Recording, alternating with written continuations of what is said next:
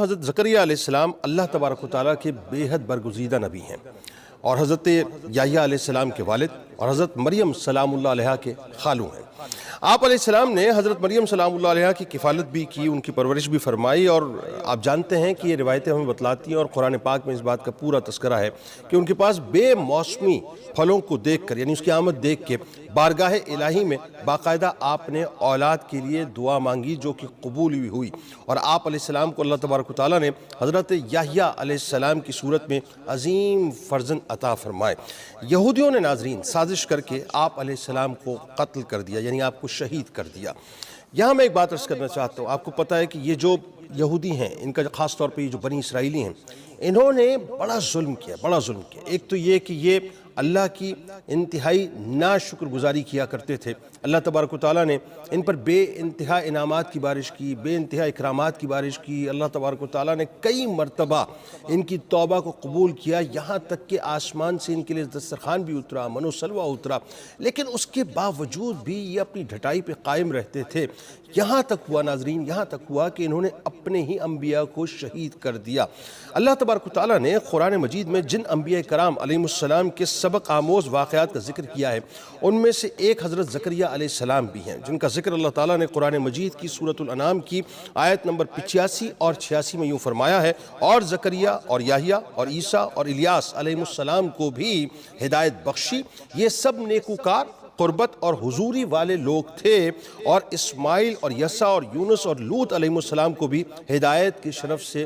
فیضیاب کیا گیا، اور ہم نے ان سب کو اپنے زمانے کے تمام جہان والوں پر فضیلت بخشی۔ حضرت زکریا علیہ السلام حضرت سلیمان بن داؤد علیہ السلام کی اولاد میں سے اللہ تعالیٰ نے آپ علیہ السلام کو بنی اسرائیل کی ہدایت اور رہنمائی کے لیے مبعوث فرمایا۔ سیدہ مریم سلام اللہ علیہا کے والد ماجد حضرت عمران علیہ السلام اور حضرت زکریا علیہ السلام ایک ہی زمانے میں تھے، اور دونوں ہم زلف بھی تھے، یعنی آپس میں ان کا رشتہ بھی تھا۔ حضرت مریم سلام اللہ علیہا کی والدہ محترمہ حضرت حنہ رضی اللہ تعالیٰ عنہ کا ناظرین حضرت عمران علیہ السلام سے ہوا، جبکہ حضرت حنہ کی بہن عیشہ کا عقد حضرت زکریا علیہ السلام سے ہوا۔ سیدنا عیسیٰ علیہ السلام کی والدہ ماجدہ حضرت مریم سلام اللہ علیہا اور حضرت یحییٰ علیہ السلام خالہ زاد ہیں۔ حضرت زکریا علیہ السلام نبی ہونے کے ساتھ ساتھ بیت المقدس کے امام، خادم اور ایک روحانی شخصیت تھے، یعنی اللہ تبارک و تعالیٰ نے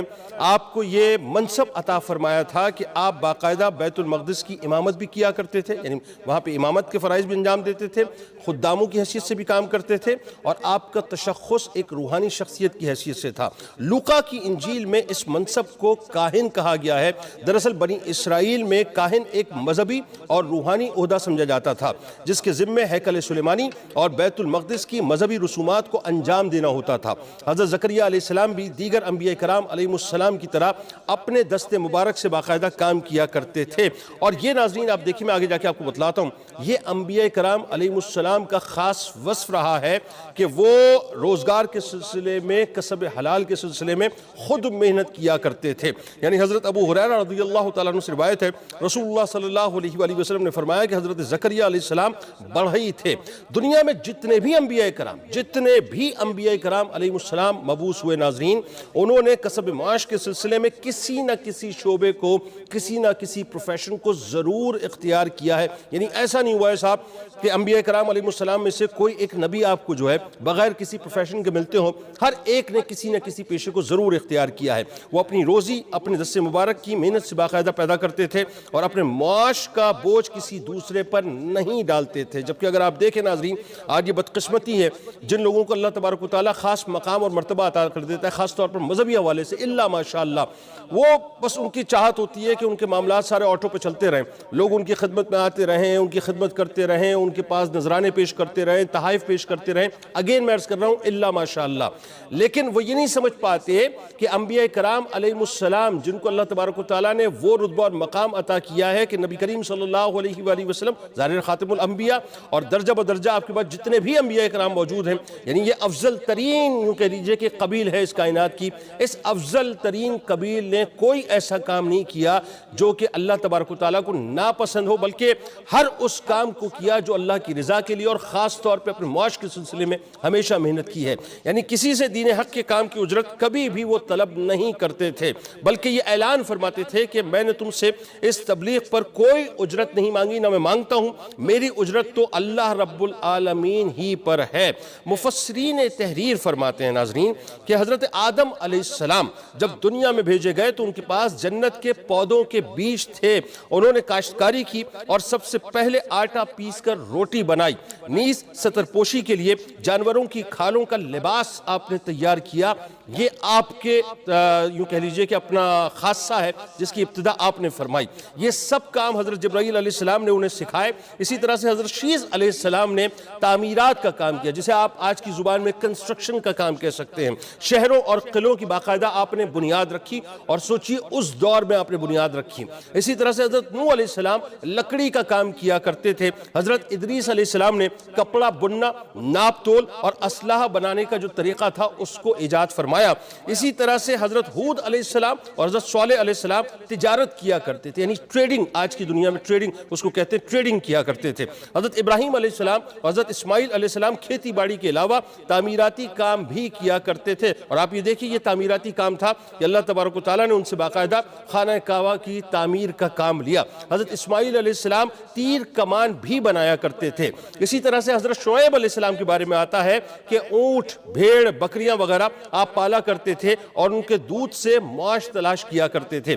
اسی طرح سے حضرت لوط علیہ السلام کے بارے میں آتا ہے کہ وہ بھی کھیتی باڑی کیا کرتے تھے۔ حضرت اسحاق علیہ السلام، حضرت یعقوب علیہ السلام اور ان کے فرزند بکریاں چرایا کرتے تھے۔ حضرت موسیٰ علیہ السلام کے بارے میں بھی آتا ہے کہ کھیتی باڑی کے ساتھ ساتھ بکریاں بھی چرایا کرتے تھے۔ اسی طرح سے حضرت داؤد علیہ السلام کے لیے آتا ہے کہ اللہ تبارک و تعالیٰ نے لوہا آپ کے دست مبارک پر نرم کر دیا تھا، اور آپ لوہے سے زرہ بنایا کرتے تھے اور دیگر اوزار بنایا کرتے تھے، اور اس کو پھر باقاعدہ فروخت کیا کرتے تھے۔ یہ آپ کا ذریعہ معاش تھا۔ حضرت سلیمان علیہ السلام عظیم الشان سلطنت کے مالک تھے۔ اللہ تبارک و تعالیٰ نے ایک عظیم الشان سلطنت آپ کو عطا فرمائی تھی۔ آپ کا زیادہ تر وقت سفر میں گزرتا تھا، لیکن جب بھی وقت ملتا آپ ہاتھ سے پنکھے اور زنبیلیں بنایا کرتے تھے۔ امام الانبیاء حضرت محمد مصطفیٰ صلی اللہ علیہ وآلہ وسلم نے ناظرین بچپن میں باقاعدہ بکریاں چرائیں،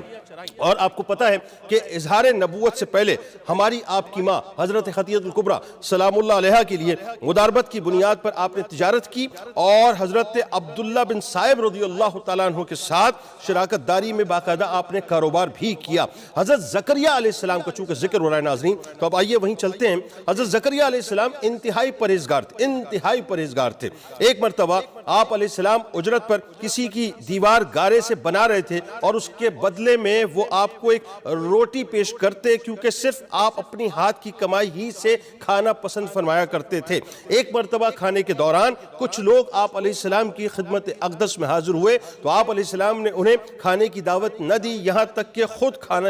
آپ نے شروع بھی کر دیا اور آپ اس سے فارغ ہو گئے۔ یہ دیکھ کر ان لوگوں کو آپ کے طرز عمل پر تعجب ہوا کہ انتہائی سخی اور عابد اور زاہد ہونے کے باوجود آپ نے ہمیں کھانے میں شریک کیوں نہ کیا، اور یہ گمان کیا کہ اگر ہم ہی پہل کرتے تو کھانا مانگ لیتے تو اچھا رہتا۔ آپ علیہ السلام نے اپنے اس طرز عمل کی حکمت بیان کرتے ہوئے ان سے ارشاد فرمایا کہ میں ایک قوم کے یہاں اجرت پر کام کرتا ہوں، اور مجھے ایک روٹی اس لیے دیتا ہے کہ میرے اندر ان کے کام کرنے کی طاقت باقی رہے۔ اگر میں تمہیں اپنے حصے سے روٹی میں سے کچھ کھلاتا تو یقیناً یہ نہ تمہیں کفایت کرتی نہ مجھے کفایت کرتی، مزید یہ کہ میرے اندر ان کا کام کرنے کی طاقت نہیں رہتی۔ اللہ تبارک و تعالیٰ نے حضرت زکریا علیہ السلام پر بہت سارے انعامات، بہت سارے اکرامات کیے ناظرین۔ ان میں سے 6 کے بارے میں آپ کو بتلا دیتا ہوں۔ یعنی پہلے جو 1 سے 3 ہیں وہ اس طرح سے ہیں کہ اللہ تعالیٰ نے آپ علیہ السلام کو بطور خاص ان انبیاء کرام علیہ السلام کے گروہ میں نام کے ساتھ ذکر کیا جنہیں اللہ تعالیٰ نے نعمت ہدایت سے نوازا، صالحین میں شمار کیا، اور جنہیں ان کے زمانے میں سب جہان والوں پر فضیلت عطا فرمائی، یعنی ایک سپرلیٹو ڈگری اللہ تعالیٰ نے آپ کو عطا فرمائی۔ اس بات کو قرآن مجید کی سورۃ الانعام میں یوں بیان کیا گیا، اور زکریا اور یحییٰ اور عیسیٰ اور الیاس علیہ السلام کو ہدایت یافتہ بنایا، یہ سب ہمارے خاص بندوں میں سے ہیں، اور اسماعیل اور یسع اور یونس اور لوط علیہ السلام کو ہدایت دی، اور ہم نے سب کو تمام جہانوں والوں پر فضیلت عطا عطا فرمائی۔ اگلے 3 انعامات ناظرین اس طرح سے ہیں کہ آپ علیہ السلام نے فرزند کی دعا مانگی تو اللہ تبارک و تعالیٰ نے اسے قبول فرمایا۔ آپ علیہ السلام کے لیے آپ علیہ السلام کی زوجہ محترمہ کا بانجھپن ختم کر کے اسے اولاد پیدا کرنے کے قابل بنا دیا اور انہیں سعادت مند فرزند یعنی حضرت یحییٰ علیہ السلام عطا فرمائے۔ اب معاملہ یہ ناظرین کہ بیت المقدس کے امام اور مذہبی پیشوا حضرت عمران علیہ السلام اور ان کی اہلیہ حنا نہایت نیک اور پارسا تھے، نہایت نیک تھے۔ اللہ تبارک و تعالیٰ نے ان کو وہ قلب عطا کیا تھا جو مطہر قلب تھا، اور ان کے تقوی، ان کی پرہیزگاری کے اس معاشرے کے اندر باقاعدہ چرچے تھے۔ لوگ ان کی زہد کی مثال دیا کرتے تھے۔ عرصہ دراز تک ان کے یہاں کوئی اولاد نہ ہوئی، آخر کار انہوں نے دعا کی تو ان کی دعا جو ہے وہ باقاعدہ رنگ لائی، اور حضرت مریم سلام اللہ علیہا کی صورت میں ایک انتہائی حسین و جمیل اور پیاری اور نیک اور صالح بیٹی اللہ تعالیٰ نے ان کو عطا فرمائی۔ نظام قدرت کے مطابق جو شخص اللہ کے کام کے لیے چن لیا جاتا ہے اس سے دنیاوی کام نہیں لیا جاتا۔ اس بات کو اللہ تبارک و تعالیٰ نے قرآن مجید کی سورہ آل عمران کی آیت نمبر 35 میں یوں بیان کیا۔ حضرت عمران کی بیوی نے بھی منت مان لی اور کہا کہ آئے میرے رب، میرے شکم میں جو بچہ ہے اسے میں نے تیری عبادت گاہ کی خدمت کے لیے وقف کرنے کی نظر مانی ہے، تو میری طرف سے قبول فرما، یقیناً تو خوب سننے والا اور پوری طرح جاننے والا ہے۔ لیکن جب ان کے یہاں بچی پیدا ہوئی تو کہنے لگیں آئے میرے پروردگار، مجھے تو لڑکی ہوئی ہے۔ ان کی اس گفتگو میں حسرت کا اظہار بھی تھا اور عذر بھی۔ حسرت اس طرح کہ میری امید کے برعکس لڑکی ہوئی ہے، اور عذر یوں کہ نظر سے مقصود تو تیری رضا کے لیے خدمتگار وقف کرنا تھا، اور یہ کام مرد ہی زیادہ کرتے ہیں اور بہتر طریقے سے کر سکتے ہیں۔ اب جو کچھ بھی ہے تو جانتا ہے۔ حدیث میں ہے کہ جب بچہ پیدا ہوتا ہے ناظرین تو شیطان اسے باقاعدہ چھوتا ہے۔ ہاں جی ہاں، جو بچہ پیدا ہوتا ہے شیطان اسے چھوتا ہے جس سے وہ چیختا ہے۔ یہ جو ہمارے یہاں بچے جب پیدا ہوتے ہیں، آپ نے دیکھا کہ جب وہ پہلی اس کی چیخ نکلتی ہے تو وہ کس وقت ہوتی ہے؟ وہ اس وقت ہوتی ہے جب شیطان اسے ٹچ کرتا ہے، اپنا لمس دیتا ہے یا اسے چھوتا ہے، تو اس وقت جو ہے وہ بچہ چیخنا شروع کرتا ہے۔ لیکن اللہ تعالیٰ نے حضرت مریم سلام اللہ علیہا سے اور ان کے بیٹے حضرت عیسیٰ علیہ السلام کو شیطان کے چھونے سے مکمل طور پہ محفوظ رکھا۔ حضرت مریم سلام اللہ علیہا کی والدہ اپنی نظر پوری کرنے کی نیت سے نو مولود حضرت مریم سلام اللہ علیہا کو لے کر بیت المقدس پہنچی۔ وہاں مسجد کے مجاور خادم اور کاہن موجود تھے جن میں حضرت زکریا علیہ السلام بھی شامل تھے۔ حضرت مریم سلام اللہ علیہا کی والدہ نے کہا کہ اس بچی کے متعلق نظر مان چکی ہوں، اب یہ بیت المقدس کی خدمت کے لیے آپ لوگوں کے پاس رہے گی۔ چونکہ ناظرین وہ حضرت عمران علیہ السلام کی بیٹی تھی جو مسجد کے امام اور ایک روحانی بزرگ تھے، لہٰذا سب کی خواہش تھی کہ بچی اسے مل جائے۔ حضرت زکریا علیہ السلام کا استدلال تھا کہ بچی کی ماں اور ان کی اہلیاں آپس میں سگی بہنیں ہیں، لہٰذا خالہ جو ہے چونکہ ماں کی طرح ہوا کرتی ہے، اس لیے بچی کی پرورش پر ان کا زیادہ حق ہے۔ تاہم دیگر افراد اس پر راضی نہ ہوئے تو قرعہ اندازی سے فیصلہ کیا گیا، جس پر 3 بار قرعہ حضرت زکریا علیہ السلام ہی کے نام نکلا۔ اور ظاہر یہ ایک ایکچولی قدرت کی بنت تھی۔ قدرت فیصلے اپنے کرتی ہے اور پھر ان فیصلوں کے اوپر جو انسان عمل کرتا ہے، تو قدرت نے یہ فیصلہ جو ہے پہلے ہی کیا تھا کہ حضرت زکریا علیہ السلام ہی ان کے کسٹوڈین ہوں گے، ان کے کفیل ہوں گے، انہی کی پرورش میں حضرت مریم سلام اللہ علیہا نے پروان چڑھنا ہے، اور بالکل اسی طرح سے ناظرین یہ سارا معاملہ ایگزیکیوٹ ہوتا چلا گیا۔ یوں اللہ تعالیٰ نے آپ علیہ السلام کو حضرت مریم سلام اللہ علیہا کا سرپرست بنا دیا۔ اب اسے آپ گارجن کہہ لیجئے، سرپرست کہہ لیجئے، کفیل کہہ لیجئے۔ آپ علیہ السلام نے بڑے ذوق و شوق سے ان کی پرورش کی اور بہت زیادہ اس پر محنت کی۔ انہوں نے حضرت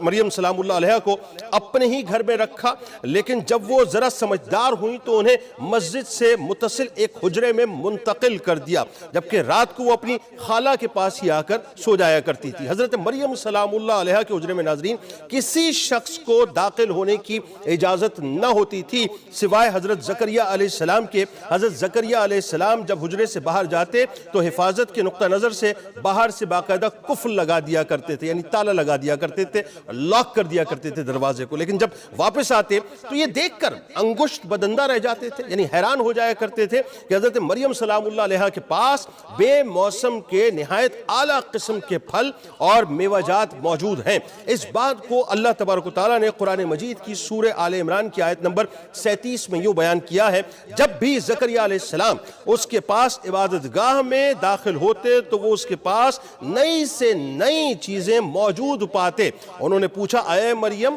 یہ چیزیں تمہارے لیے کہاں سے آتی ہیں؟ اس نے کہا یہ رزق اللہ کے پاس سے آتا ہے، بے شک اللہ جسے چاہتا ہے بے حساب رزق عطا کرتا ہے۔ یہ ایک لحاظ سے ناظرین حضرت مریم سلام اللہ علیہا کی کرامت تھی جس کو علماء کرام بیان کرتے ہیں۔ حضرت زکریا علیہ السلام کی اہلیہ عیشا بانجھ تھی، یہ میں پہلے آپ کو بتلا چکا ہوں، جس کی وجہ سے وہ بے اولاد تھے۔ دونوں بوڑھے تقریباً بوڑھے ہو چکے تھے اور ظاہراً اولاد ہونے کے امکانات بھی ختم ہو چکے تھے۔ ظاہر ناظرین ایک سرٹن ٹائم کے بعد جو ہے پھر انسان مکمل طور پہ نا امید ہو جاتا ہے، لیکن جب حضرت زکریا علیہ السلام نے حضرت بی بی مریم سلام اللہ علیہا کے پاس بے موسمی نہایت اعلیٰ قسم کے پھل دیکھے تو آپ علیہ السلام کے ذہن میں خیال آیا کہ جب میرا رب بے موقع پھل عطا کر سکتا ہے تو اس کے لیے اولاد دینا کیا مشکل ہے۔ بس یہ ایک نقطے کی بات تھی ناظرین کہ حضرت زکریا علیہ السلام کی عمر تقریباً اس وقت کوئی 75 یا 80 سال تک پہنچ چکی تھی، یہ روایات بتلاتی ہیں، مگر آپ کے پاس اولاد جیسی چونکہ نعمت نہ تھی،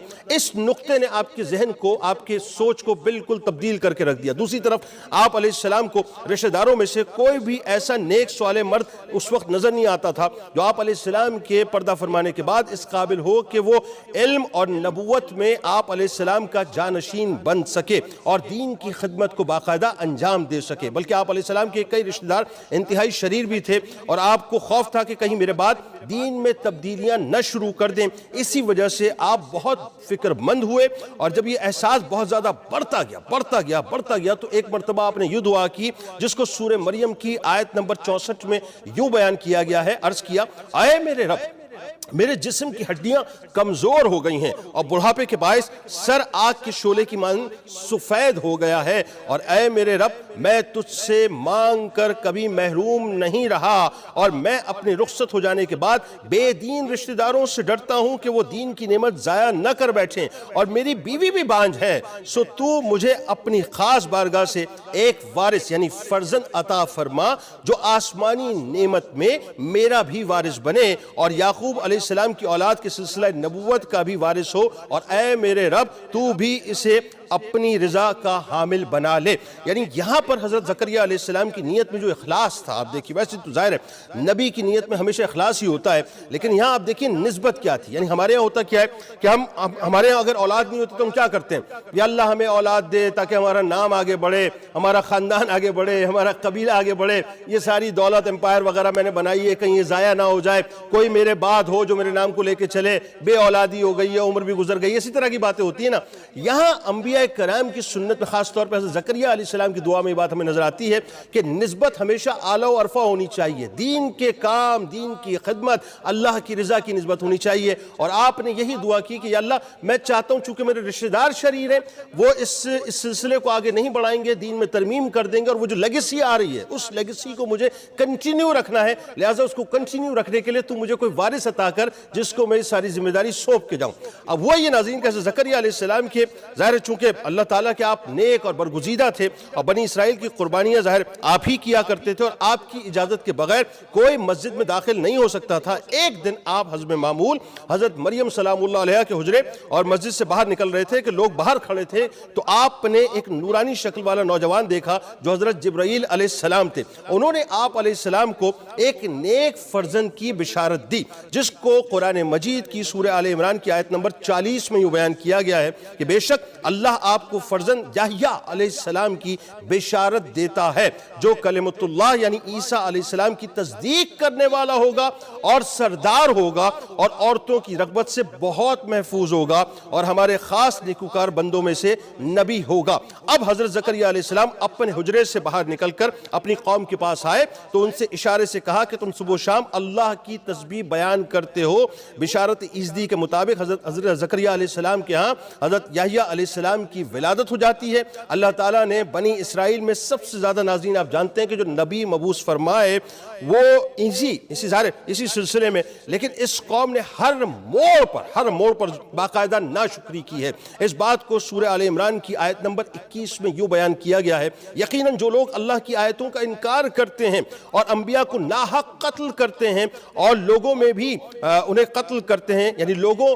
میں سے بھی انہیں قتل کرتے ہیں جو عدل و انصاف کا حکم حکم دیتے ہیں سو آپ انہیں دردناک عذاب کی خبر سنا دیں۔ تفسیر روح المعانی میں ناظرین حضور نبی کریم صلی اللہ علیہ وآلہ وسلم سے مروی ہے کہ بنی اسرائیل نے ایک وقت میں 43 نبیوں کو قتل کیا، 43 انبیاء کرام علیہ السلام کو شہید کر ڈالا۔ جب ان کو سمجھانے کے لیے 100 بزرگ کھڑے ہوئے تو ان کو بھی انہوں نے قتل کر دیا۔ حضرت زکریا علیہ السلام نے بنی اسرائیل کو واضح نصیحت کی، آپ نے ان کو جنت اور دوزخ کے بارے میں بتلایا۔ اس بات کو اللہ تعالیٰ نے سورۃ الحجر کی آیت نمبر 43 سے 46 میں یوں بیان کیا ہے، اور بے شک ان سب کے لیے وعدے کی جگہ جہنم ہے جس کے 7 دروازے ہیں، ہر دروازے کے لیے ان میں سے الگ حصہ مخصوص کیا گیا ہے۔ بے شک متقی لوگ باغوں اور چشموں میں رہیں گے اور ان سے کہا جائے گا کہ ان میں سلامتی کے ساتھ بے خوف ہو کر داخل ہو جاؤ۔ کچھ یوں ناظرین کہ قوم بنی اسرائیل نے فساد برپا کر دیا، لوگ شریعت کے خلاف چلنے لگے، ہر چند کہ حضرت زکریا علیہ السلام واعظ و نصیحت کرتے تھے لیکن وہ ان کی ایک نہ سنتے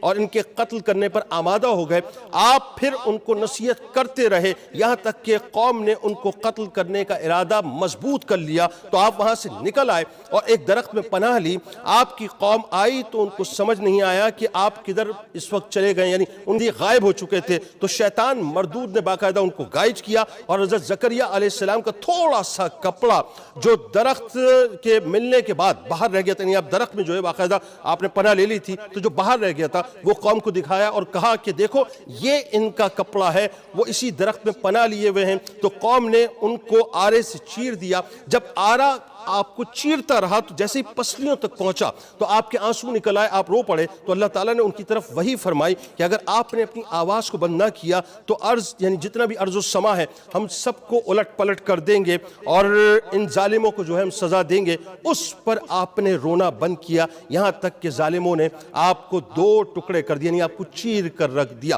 اس وقت حضرت زکریا علیہ السلام کی عمر مبارک روایتوں میں آتا ہے تقریباً 100 سال کے قریب تھی جب بنی اسرائیلیوں نے اس دردناکی کے ساتھ آپ کو شہید کر دیا تھا۔ مورخین کے مطابق ناظرین آپ کا مزار پر انوار شام کے شہر حلب میں ہے، اور حلب وہ ایریا ہے جس کے بارے میں روایات بتاتی ہیں کہ اس سے 25 کلومیٹر کے فاصلے پر یہ جو آخری جنگ ہونی ہے نا جسے آپ ملحمۃ الکبریٰ کہتے ہیں، یہ بیسیکلی اس ایریا کے پاس ہونی ہے۔ اللہ تبارک و تعالی ہمیں انبیاء کرام سے محبت کرنے والا اور ان کی سنتوں پر عمل کرنے والا بنائے۔ اس دعا، اس امید، اس یقین کے ساتھ اللہ تعالیٰ آپ کا، ہمارا، ہم سب کا حامی و ناصر ہو، آمین۔ اللہ حافظ۔